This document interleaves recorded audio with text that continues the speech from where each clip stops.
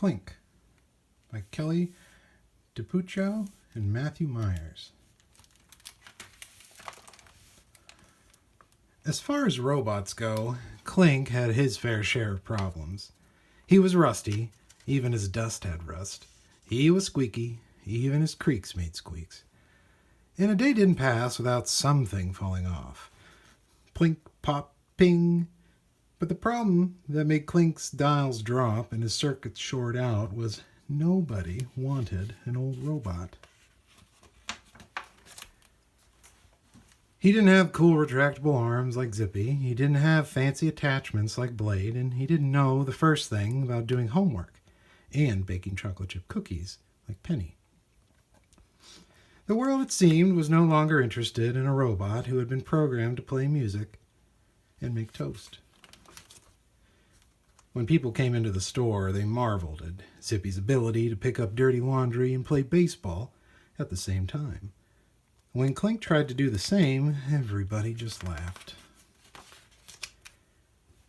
Every day, Blade wowed the customers, snipping and shaping one-of-a-kind hairstyles. When Clink showed off his clipping skills, the results were usually disastrous.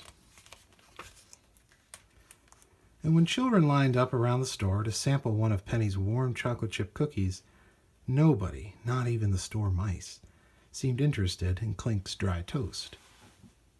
At night, when the store was closed for the evening, the other robots tried their best to keep Clink's spirits up. Penny gave him cookies, Blade gave him a makeover, and Zippy gave him a pair of underpants. He meant well. One by one, Clink watched his friends go home with happy families. He hadn't been programmed to cry, but somehow he leaked rusty tears every time. And something inside that old robot broke, and he simply switched off his speakers and gave up. Many weeks later, a young boy came into the store. It was the same boy who stopped by every week to look around, but he never bought anything. Nevertheless, the proud shopkeeper always welcomed an opportunity to show off his brightest and best new robots.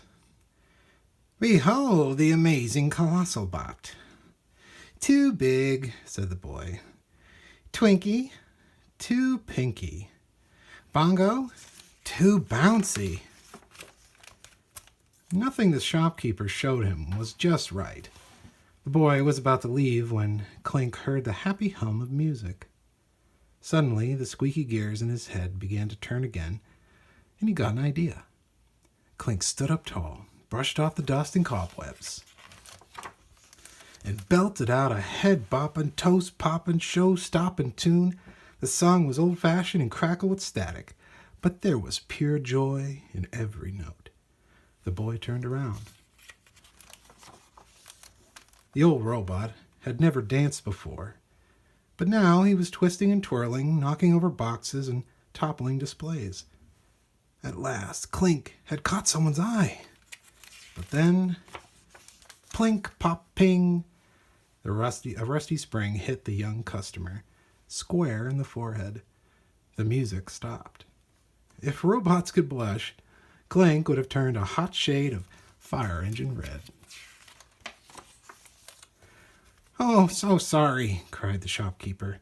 "I've never seen him act like this before." "Wait," said the boy. "May I see him first?" "This troublemaker?" The shopkeeper handed Clink to the boy. "He's very old and he's missing parts." The boy's eyes lit up. "He's perfect." "I'm perfect?" thought Clink. It had been a very long time since anybody had thought he was perfect. Clink smiled. Plink pop. The boy ducked. "I'll take him," he said. And so, as far as robots go, Clink had his fair share of good luck.